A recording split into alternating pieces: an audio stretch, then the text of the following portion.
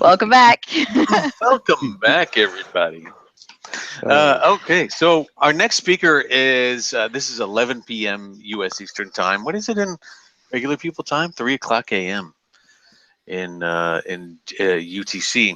Our next talk is from Bryce Johnson, and the talk is titled "Friction That Fits: Unlocking a Universal Fun." Now, Bryce is a pretty cool cat from Canada, and he is a senior designer for Xbox, who through mucho grinding, I'm just reading the description Mucho here, grinding. unlocked the achievement of launching Xbox One. So he works for Microsoft Inclusive Design, and yeah, so I'm just going to let Bryce take over from here. Yeah, thanks. Thanks for having me, everybody. Yeah, we're going to talk about some crazy ideas that I have today, which is this notion of friction that fits. Let me just turn on my slides here. I got a lot of videos in this presentation, so I'm going to be trying to describe them for folks. Hopefully this works. I'm doing it at work to get the best possible bandwidth. Is my screen up? Yep, let's just assume it is. It is. Great. All right, so let's get started. Before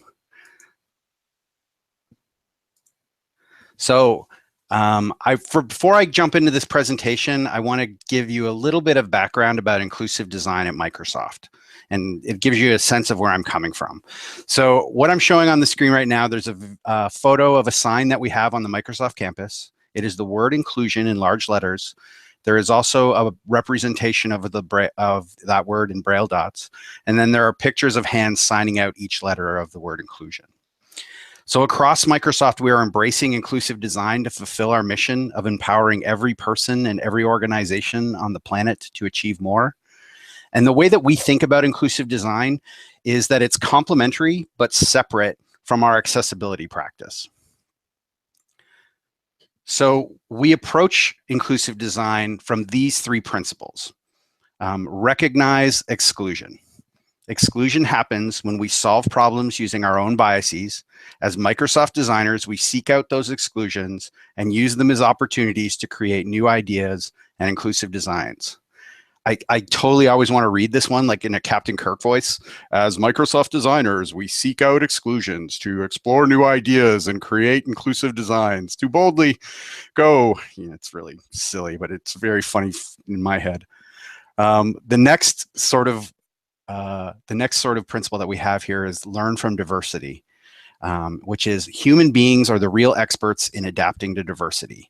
Inclusive design puts people at the center from the very start of the process, and those fresh, diverse perspectives are the key to true insight. The last principle we have here is solve for one, extend to many. Everyone has abilities and limits to those abilities. Designing for people with permanent disabilities actually results in designs that benefit people universally. Constraints are a beautiful thing. So those are the principles that we follow that guide us through our inclusive design process. And at Xbox, we care about core gamers a lot. But as I just sort of said, we are intentionally examining our own biases so that we can focus on all kinds of gamers. So we have this idea, and this illustration sort of shows this notion of like what I would represent as our core at the center, and basically going out to a whole diverse sort of group of people. We believe that solving for people with unique needs leads to a mountain of happy customers across many spectrums of ability. It's the opposite of a funnel. So if we solve for people with unique needs, more people are going to benefit. And this visual that I'm showing now is basically a pyramid of people, all different, very diverse crowd. They're all in a icon. They're basically people icons, I should also say. So solve for one, extend to many. We are not trying to design for all of us. We aspire to design for each of us. And this is another sign that we have on campus. I'm showing a photo of it now. It's a sign that says designing products for 7.4 billion starts with designing for one. And that's a really sort of core idea that we have for digital products and inclusive design, is this notion that we respect what universal design is, but we think that we can be much more personal with our inclusive design practice, that we can come up with solutions that fit individual needs, and that when those solutions are accessible to available to everyone, people can create the experiences that they want to have. That's sort of what we're going for with our inclusive design process. So I got a picture here that my kid made. She made it in Minecraft. It's like a woman standing in front of a huge wall in the background that says barriers with like a little frowny emoticon face. And when we discuss making things accessible, us in our industry, we often talk about like removing barriers, and friction is a barrier. Friction slows things down and it makes us work harder. In UI design, friction is the opposite of effortless. It is the opposite of intuitive. And when we work on the Xbox One OS and Windows OS, we are actually really focused on removing friction. But friction can be good. So what I'm showing now is 4 photos by Phil Toledano. And they show basically people kind of making game faces. This set of photos is from a series that he had shot of people playing games. And you may have seen these photos before, and you probably came across them as I did through Jane McGonigal's TED Talk, Gaming Can Make a Better World. And as she says in her talk, if you're not a gamer, you might miss some of the nuance of these photos. You probably see a sense of urgency, a little bit of fear, but intense concentration and deep, deep focus on tackling a real difficult problem. These are the faces of people who, against all odds, are on the verge of an epic win. So, challenge is why we play games. Games are the combination of assonance and dissonance, of conflict and resolution. They are cycles of tension and release. Great games don't remove friction. They have the best possible friction in the right places. So I'm asking game designers that I talk to, and I'm trying to get this notion across. I want people to strive to make their games challenging and universal. And I want them to do that by making their barriers ergonomic. I want their barriers to adapt. I want them to create friction that fits. So right here, we got some screenshots. I'm going to show some sort of rotating screenshots from Microsoft Combat Flight Simulator 3 Battle for Europe. And I'm doing this because many of us here at Microsoft are enamored with the ideas of Todd Rose from his book, The End of Average. And I'm going to read to you one of the stories from the book. In the 1940s, the US Air Force had a major problem. Its pilots could not keep control of their planes. At its worst point, 17 pilots crashed in a single day, and the military blamed the men, citing pilot error as the most common reason in the crash reports, which seemed reasonable since the planes themselves seldom malfunctioned. The pilots didn't understand it either. The only thing that they knew was that it wasn't their piloting skills, and that wasn't causing the problem. If it wasn't human or mechanical error, what was it? When the first cockpit was designed, the engineers had measured the physical dimensions of hundreds of male pilots. And then they used this data to standardize the dimensions of the cockpit.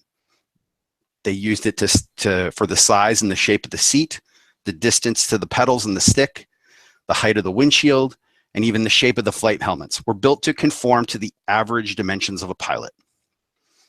The military hired a scientist to measure 4,000 pilots. He calculated the average of the physical dimensions believed to be the most relevant for design, including height, chest, sleeve length, and these form the dimensions of the average pilot. And then the scientists compared each individual pilot to the average pilot. The consensus among most of the Air Force researchers was that the vast majority of pilots would fall within this average range on most dimensions, and that they were stunned when they tabulated how many fit within the average range. 0. Out of 4,000 pilots, no airmen fit within the average range. There is no such thing as an average pilot. If you've designed a cockpit to fit the average pilot, you've designed it to fit no one. So this next visual is a fun one. It's a little color plate from that shows uniforms from the Civil War. And this practice for designing for averages started in the Civil War, because before this, war uniforms were custom sewn. But the number of people that needed to be outfitted for the Civil War required mass production. So averages were used to create subtypes: small, medium, and large. Classifications that found their way into civilian clothing. Classifications that we still use today. To me, these kind of classifications remind me of what we often see in games, which is easy, normal, and hard. This notion of buckets of skill. And I think that we need to strive for a better fit than big sort of buckets of skill. And I think that we can do that. If we enable our games and experiences to be tailored to each individual to fit, I believe that that's an opportunity for game developers to create truly personalized experiences for the gamers. And I also believe that we're going to reach more people with what we create. So what I'm going to show here is, this is a video. It's the settings UI in Forza Horizon 3. And I really appreciate how the difficulty settings are tackled. Because while you have big buckets of difficulty, like easy, normal, hard, you also have the ability to fine-tune elements, giving you control over how you play the game. So on this next one, I'm going to actually go through and change some of the settings in this video. And easy by default has an experience bonus of 10%. But if I turn on braking for assistance, or if I turn on assistance for braking and steering and traction and stability, and I can compete, if I compete against more experienced drivers, and if I do a couple tweaks like turning off rewind, I can get my experience bonus up to 25%. So I have the assistance I need, and I'm still competing hard. So I want to ask game developers, like, how can you extend the variables of your game's difficulty to be more flexible? That's sort of one of the things that we always want to ask people. So this next video is a montage of brightness settings from various games like Halo 5 and Quantum Break, things like that. And I show this because most games have gamma settings. And what I always tell game developers is brightness is an accessibility setting. And they don't get it, but it totally is. Being able to see the game is accessibility. So I want to ask them, how do you extend the idea of what a brightness setting does? Like, could I have settings that allow my certain elements of my game to be brighter than others? Because this may enable people to see things better. Like, could it have someone be able to maintain focus more easily if they could darken the elements that distract them, just so they could focus on the ones that they want to see? And I also like to tell people that, you know what goes great with brightness? Contrast. Contrast and brightness are peanut butter and jelly. And people with low vision often ask us for higher contrast interfaces, that they're easier for them to use. We have high contrast on the shell. We do it in Windows, we do it on Xbox OS, and we're trying to figure out how we can get games to embrace high contrast. Yeah. So this next shot here is sort of menus and settings from a game called Killer Instinct. I know a gamer named Sightless Combat. He's from the UK. I'm positive many of you know him as well. And Sightless is a gamer who is completely blind. And he plays Killer Instinct, and he totally slays at it. He worked with Zachary Quarles, who's a sound designer here at Xbox, on enhancing the sound settings of Killer Instinct in a way that he could tune the game so that he could be more competitive. So I'm going to go through the sound settings that he set in this next sort of video. So what Sightless does is he turns the music all the way off. So he doesn't allow for any music in the game. And then there's a setting that he asked for that we added in, which is HUD meter, volume. And I must admit, like, it took me a really long time to even hear what this HUD meters does. It's a sonic representation of two aspects of the HUD, the shadow and the KV meters. And so when those things hit maximum, they didn't have a sound before, but you need to know what those are to, compete. Sightless also turns his announcer volume up a little bit because he likes it. It's been great working with Sightless, and he's really sort of shown us a lot of how we could think about sound to make our games more accessible. It gives us a lot to think about, and we hope to work with him a long time. So next thing I'm going to go through is I'm going to go through Gears of War controller settings, and we're going to go through the little settings menu. This is a little video that goes through that. So one of the things that the fine folks at Able Gamers tell me that they really appreciate about this new settings is there's a way to toggle your primary weapon with just a single button. You don't have to go through a menu to or options of it. And so that's easy for you to switch between two weapons. And the other thing that they lobbied for was they lobbied for a controller scheme that you're shown here, which is face trigger, which puts the shoot button on the ABX, it puts it on X, which is on the face of the controller and away from the trigger. And I can tell you that, when we talk with game designers and we have this controller that this controller that I can quite confidently say is the greatest controller on the market, but we've designed it around a primary use case. We've designed it to be used a single way, and we've optimized it over many iterations around a single way. So we're now trying to figure out ways of how we can make sure that gamers can play when they can't use the controller the way that we assume that people use it. So face trigger is something that the Coalition, who are the designers of Gears of War, did, and it makes a big difference. If you don't have the strength to hold a controller, you can't reach around to hit the trigger. So being able to put the shoot button on the face is a huge win for that. So next up, Forza Motorsport 6. Forza, this has 14 controller layout options, and it covers a vast array of how you can play the game.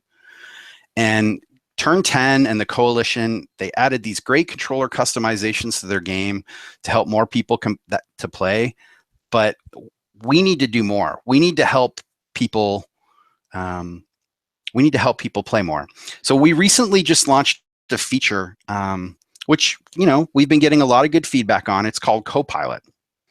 And Copilot is a feature where you can set two controllers to act as one, which means that two people could essentially play one game.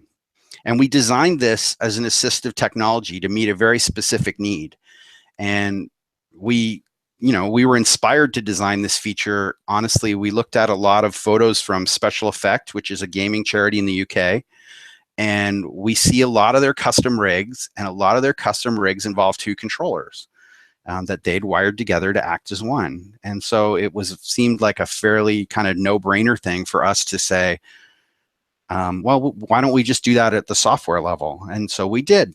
And what we found even before we launched it was we saw situational benefits. So how earlier I was talking about if you design for a really specific need, you can kind of get benefits from things that you weren't necessarily anticipating. So, now we see parents out there who set up Copilot for their really young children, and then they tell their kids, okay, this is fire, this is jump, just do that. And the kids can play the game, and the parents can kind of sit back and kind of help them steer or help them navigate. You can think about it as those student driver cars, with the second steering wheel. So it gives and we've seen a lot of really cool things where parents have gone out there and used Copilot to help children just sort of get into games. And it's been really amazing. The feedback that we've got has been tremendous. And we need people in the gaming community to tell us what they think about features like Copilot and the controllers options that we offer. We offer remapping. We ask for feedback all the time. We really need to keep getting that feedback because it's really important for us to hear from the community about what people want in terms of their controllers. And I'll tell you, Copilot is just the start. Copilot is the thing that we could get kind of going quickly. And like I said, it's been very well received. So now I'm going to go into a couple ways that I'm asking game developers and other designers that I work with to approach problems. And I'm going to go into two things, which is I want people to address limitations, and I want people to think about how they're extending continuums. So the first one is addressing limitations. And I've come up with this because I don't like to talk about conditions. I am not a medical professional. I'm a designer. And while, I'm someone who is very eager and tries to be as knowledgeable as he can about how people use things, I find that when we get into conversations about conditions, it's really not helpful. And that being said, though, I know that people need details to design against. So instead of talking about conditions, I try to talk with people about limitations, and I'm trying to develop a concise and complete set of criteria that gives us some things to look for. So today I'm going to go through mobility and dexterity, hearing, and vision. I'm not going to talk about cognitive, neural, and nonverbal. I'm just not ready to. They're not in good enough shape. So when we talk about mobility and dexterity, we mostly talk about this in terms of input. And we talk with hardware about this. We talk with software about this, about how people design their UIs. We talk with game developers about this. And the way that I've kind of decided to break it down, and I feel pretty good about this, but I think like it's something that I still need to work on. The criteria are minimum strength. I don't have the strength to hold a controller, the way that you've designed it. Reduced endurance, and that could be either through strength or pain. So if I have arthritis or if I have a condition like a repetitive stress disorder, we've talked to people that they've said, I only get to play 2 hours a night because of my repetitive stress disorder. But man, those 2 hours are the most important part of my day. So how do I, we're Xbox. We want people to play more. What can I do to go out there to get someone to help them play more? We talk about stiffness, like you would see with cerebral palsy. We talk about things like involuntary movement or tics. We think about shaky movement or tremors. We think about posture and balance because we're starting to think about mixed reality scenarios, and posture and balance is extremely important. We think about coordination. A lot of times, this is a big one, this notion of slowed down movements or reaction time. Can we tell game developers, I know that you think your game on easy is really easy, but if you gave people more time, more people could play. So, maybe slow it down a bit more. And in hardware, we always tend to talk about things like amputations and malformations.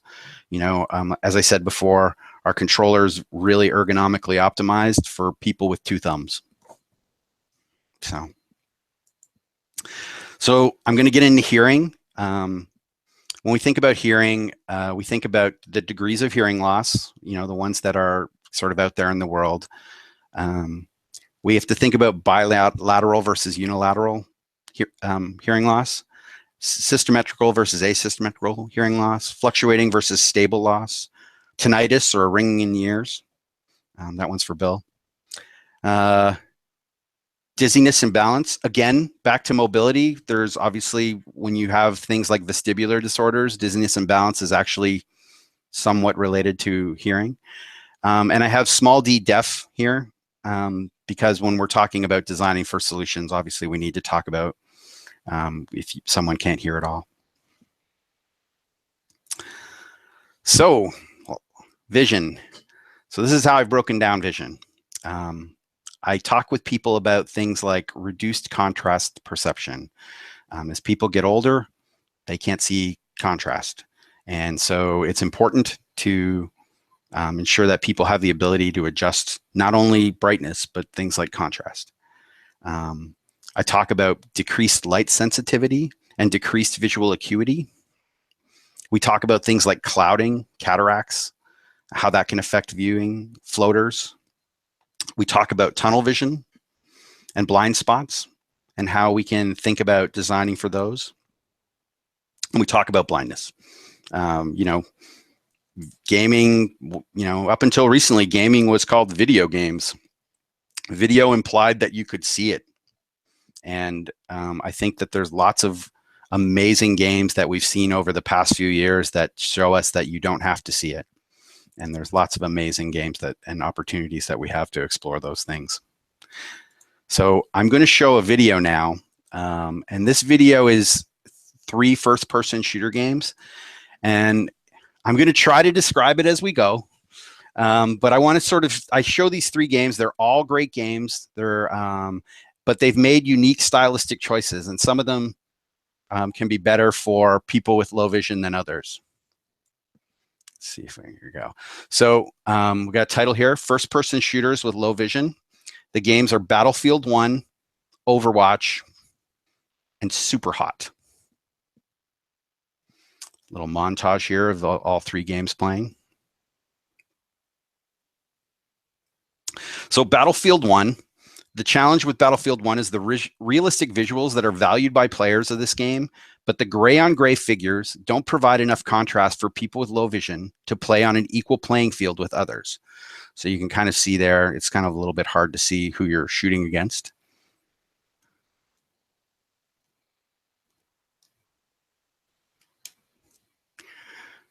This next game is Overwatch. Overwatch. So bright colors, target outlines, and they have a lot of really fantastic game enhancing sound treatments that really help make this game more accessible than a lot of first person shooters. You know, it's also insanely fun.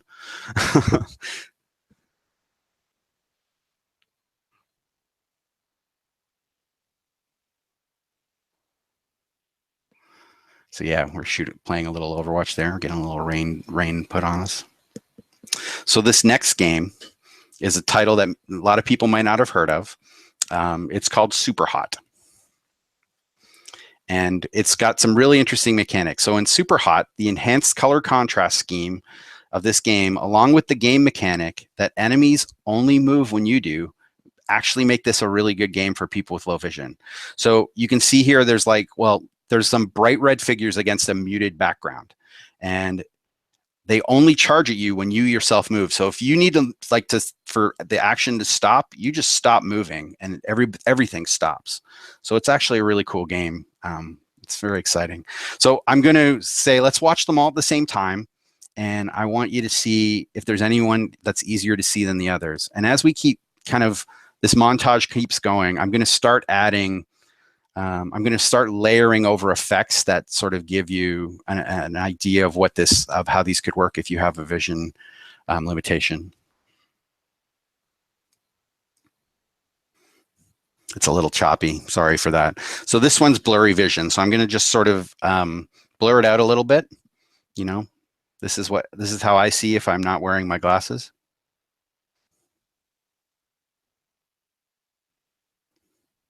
You can see that Battlefield's harder. The gray blobs tend to merge into the gray background. So this one is blurry vision and reduced contrast. So same clip, but I've reduced the contrast and I still made it blurry. So Battlefield, you know, it's just getting worse. I don't really can see anything. Overwatch is still doing okay. And Super Hot still, you know, still pretty good. Like I can see a red blob, and that red blob, you know, it's probably the easiest thing of these 3 to see. So now I'm going to basically put a film over it that's intending to simulate cataracts.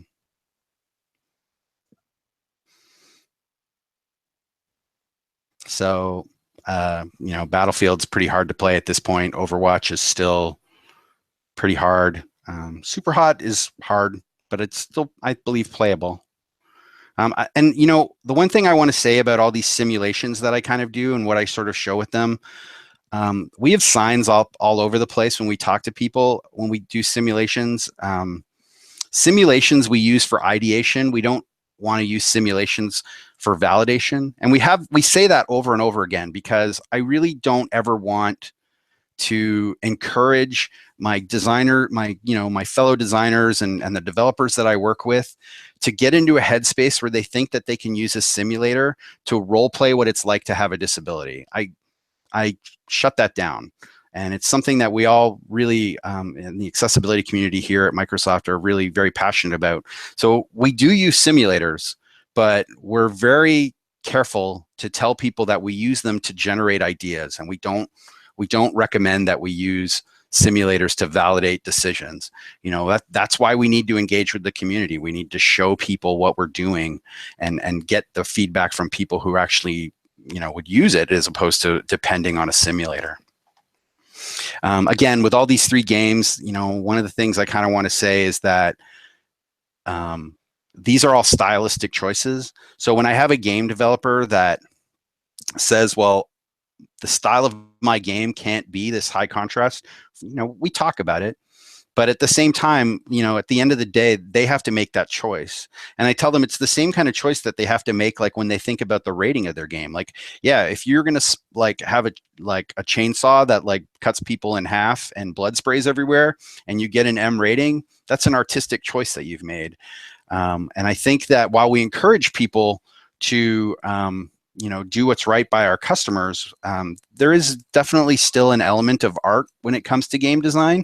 And that's something that we're still working through about how we can kind of find that balance. So I'm going to go into this next one, which is extending continuums. And so what I've got here, I've got a bunch of parameters that, you know, could be very well established within a game. Like I have things like overt and subtle, if I think about how elements are, fast and slow, weak and strong, less enemies, more enemies, less ammo, lots of ammo. Maybe you just need a few buttons to press to play the game, or maybe you need, you know, all the buttons that the controller has to offer to do something. And so when a game designer defines these parameters, they think about where it starts and like where it's like the easiest and where it's hardest. So I just want to ask them, to embrace the opportunity where someone might not be able to play the game that you've designed on the spectrum that you've defined. And I want to ask them to push the variables beyond what they think is reasonable. And I want them to do that through examining their own biases. So we do this because we really want to allow more people to play your game, whether they have a permanent impairment or a situational limitation. One of the last year, Naughty Dog spoke about what they did with Uncharted 4 on ID24 last year, and then this spring at GDC, they talked about one feature that they designed, which is auto left camera. And they said that 1/3 of their players turn that on, which is amazing. That's like so incredible that like they created an accessibility feature and 1/3 of their players are using it. That's like the greatest success story ever. And you know, so when we tell people to like think about like extending these parameters, we have to like tell them we're not suggesting that they're dumbing down their games. But we want to tell them you need to do this so that more people can experience the great story that you've created. You know, no one makes a game to have it not be played, you know? So we're just trying to like get people through examining their own biases to see how they can, and extending these continuums that they can include more people in what they do. So I'm going to talk a bit now. I'm going to kind of close up here on some future notions, some sort of musings that I have. And I'm going to play another video. This is a video of the training sort of part of Halo Wars 2. You know, it tells you how to what you need to press, what buttons you need to press, and how to play the game. It sends you through a couple sort of quick missions, things like that. So when I think about how new technologies can be applied to gaming, I see great possibilities for making games that are more tailored to the player. And one of them is machine learning. And I'd like to imagine a time when you fire up a new game and you play the tutorial, that this onboarding process serves multiple purposes. Tutorials that teach you how to play, but what if while you're playing those tutorials, it evaluates your abilities across multiple parameters and then adjusts the difficulty accordingly? So I'm asking for tutorials and tuning in one. And there's an expression in gaming called "get good," which is it's about grinding. It's about like you play the game until you're good at it. And what I'm trying to promote is this notion of what if I only had to get good if I chose to play that way. And we often talk about, the video kind of ended. It was a little short. I kind of went a little over. I'm going to just rewind that. My little backdrop. So we often talk about being able to skip parts of the game that are too difficult. But what if we didn't have parts of the game that were too difficult? Could we design games that you could play with 20 buttons and the twitchy fingers of a teenager that could also be played with one button and all the time in the world? And what I'm describing might sound like dynamic or adaptive difficulty, or sometimes they call it dynamic game balancing. But I think it's a kind of modern reimagining of those ideas, enhanced by machine learning. And it might be a crazy idea, but it's something that I'm really excited about. And I think that it's probably a ways off, but I really feel like we're going to get there. And to kind of back that up, Mary Meeker's 2017 report came out a few days ago. It's a wonderful time of the year from Kleiner Perkins, their Internet Trends report. And there's a slide in there that talks about dynamic difficulty adjustment as the ultimate trial and error experience. And they show this chart from the Games for Learning Institute. And there's two axes in this chart. There's challenge and then there's ability. And if you get too far into the challenge space, you get into anxiety. And if you get too far on the ability space, you get into boredom. So there is a balance between, that creates flow between challenge and ability. And being able to keep people in that flow zone will keep them playing longer, which is what we strive for in our industry. So I'm going to close up with a couple things here. And I think to most of you, I wrote these for a game developer audience. So I think to most of you, I think you're going to get it a lot quicker. But the ideas are, no one is average. We need to stop thinking that there is a group of average users. That doesn't exist. I want people to think about how they can make the barriers in their games ergonomic.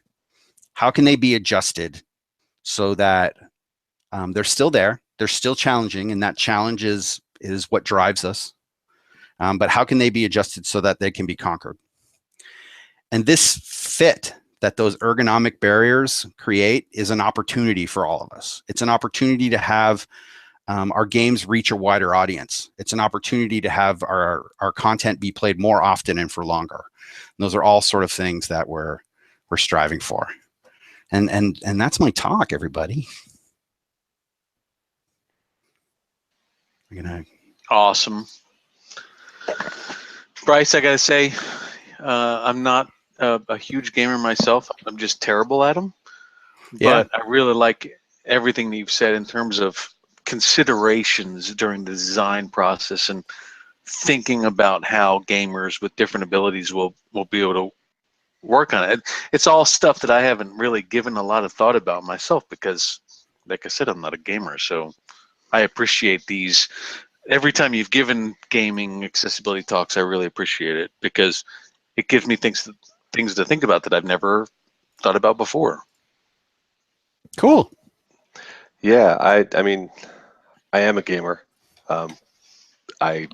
I'm still waiting for Bryce to give me a free Xbox. Hasn't happened yet.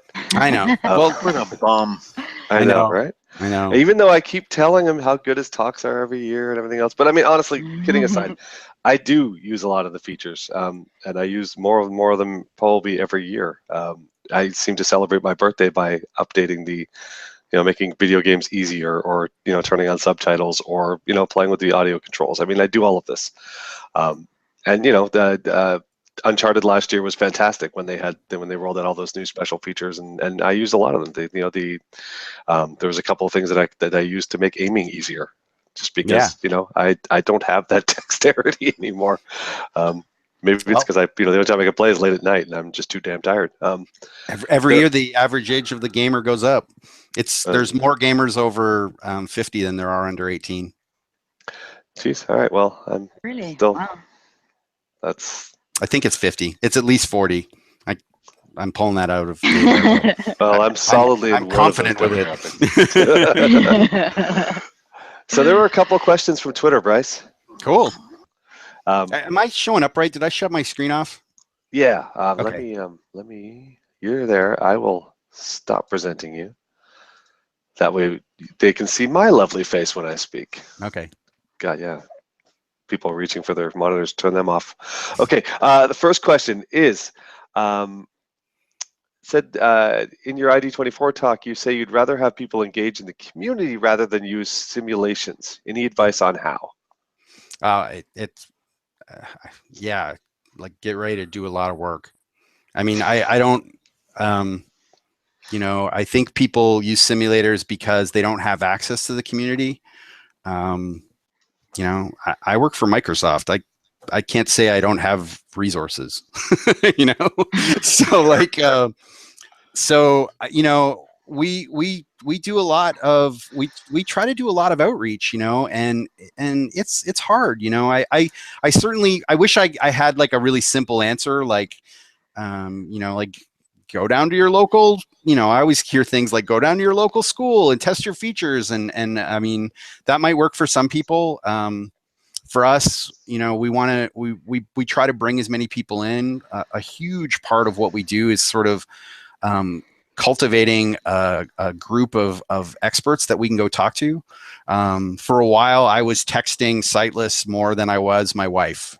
So, that's just something that like we do. So it's, and good on him. He was up for it. Good stuff. And Okay. Bryce, I have a question, if that's all right. I know that sometimes with some of the features that companies like yourselves at Microsoft have introduced that have been an amazing benefit to gamers with disabilities have kicked off a degree of kind of controversy in the gaming world because of a perceived advantage that this almost offers. Yep. What's your kind of thoughts around that? It's an interesting area, I think. Oh yeah. Well, lots of I don't want to say that cheating doesn't exist. Cheating exists. We know that cheating exists. We have data that cheating exists. What I do want to do is I want to have a conversation over what cheating is. And I want to talk with people about how we sort of tackle the problem. I think that in any industry, there's a lot of sort of folklore, if you will, that like beliefs, like deep-seated beliefs. And I'm trying to think when people bring up cheating, I go, well, yeah, there is that, but there's also including more people. And where do we find the balance? And I think for a platform company like us, we don't want to exclude anyone, but at the same time, we respect our game developers, and so we give them options. So I wish I could say like kind of one way or another. I think it's an ongoing discussion, but it is definitely a discussion we're having. We have it a lot, and I will tell everybody in the world that there are lots of people that are worried about cheating. I'm on the other side. I'm worried about. I'm there to challenge that notion. Right, and I think you're absolutely right. It very much depends on the definition of cheating. I know back when I could see, and this will give away my age, Tekken 3 was the huge game of the time. And I had a friend who used to take the PlayStation console, game pad, and they used to mash the D-pad with the back of a teaspoon. Yeah. Because they could just roll it around really, really quickly. Nice. And just by absolute accident, they would just hit these awesome kind of move combinations and stuff. And in our living room, sitting around the couch drinking beer. Yeah, it was kind of cheating, but it was kind of funny. But you obviously move that to, say, a competitive environment, and different rules, different context, different definition. Yeah, and competitive gaming is a big business. Like, I certainly don't want to. I mean, cheating is a serious issue, especially like Sure. there's the League of Legends finals this year had more viewers than the NBA finals this year. So competitive gaming is a serious, like, esports is a serious business. So but it's that notion that everyone's like, well, not everyone is into esports. I mean, I think one of the things that we're trying to do here at Xbox, we're trying to help people through features like that we have, like clubs and looking for group. We're trying to find people who are, so that we're trying to give tools to people that they can connect with gamers that are like them, and so that they can find the people that they want to play with. We want to enable people to find their tribe, and that's the best thing that we can do as a platform company. Right. And at the end of the day, there's going to be more people out there in the world sitting on their couches playing games with their friends. Yeah. And pretty much any other group, I should imagine. Or playing with like your friends from around the world. Right. Yep. Absolutely. Definitely. Cool. Billy, sorry, I think you had more questions, yeah? There was one more, yeah. Somebody was wondering if you could share the links to all the things you discussed. Yes, I can. I have them somewhere, but I will. Yeah, and I actually have a version of this deck up, an older version. I added a bunch of stuff for this talk today, mostly around like those lists of limitations and things like that we look at in that video that I showed with the first-person shooters, or it was added for today. But yeah, I can share the links. But yeah, for all the stuffs, I will do my best. Yeah, it's a big ask. I understand. Cool. Good stuff. Yeah. Okay. So Awesome. we're coming up on our time now. Leonie's probably wants to ask you one final question, because she likes to do that just to really throw you Awesome. up. I do. Yeah. If you could recommend one thing that the people listening and watching could go out and change tomorrow in the way they do things that would make their stuff more inclusive, what would it be? Well, I think from if you want something really pragmatic, I would say give people more time in your games. That would be the big one for me. But if I could be a little bit more ethereal, I would ask people to really think about really examining their own biases and their own ideas. Because I mean, I think it's pretty easy to look at accessibility and general purpose computing and to see that, like, in the internet started from a place that was accessible. Games started with like dudes making stuff for other dudes that they were like them. Like, we have a heritage that, we have a great heritage of making amazing content, but it's often we make stuff for each other. And I think that it's important for us to think about who we're not making games for. And Satoru Iwata had a great quote in 2005, and I'm going to butcher it because I can't remember it off the top of his head, but he basically at GDC said, he urged developers to make a game that they themselves might not play. And that's something, that really inspires me. That quote, still to this day, it's like 10 years old, or it's more than 10 years old. I think it was from GDC 2005. So it's one of those things that I have a poster of it on my wall. Just gonna keep it up there. Excellent. That's great advice. Thanks, Bryce. A really awesome talk. Thoroughly enjoyed it. Thank you. Thanks, everybody. Awesome. Okay, so we're going to take a quick 10-minute break, and we will meet you back in 10 minutes. Thanks, everybody. See you later. See you then.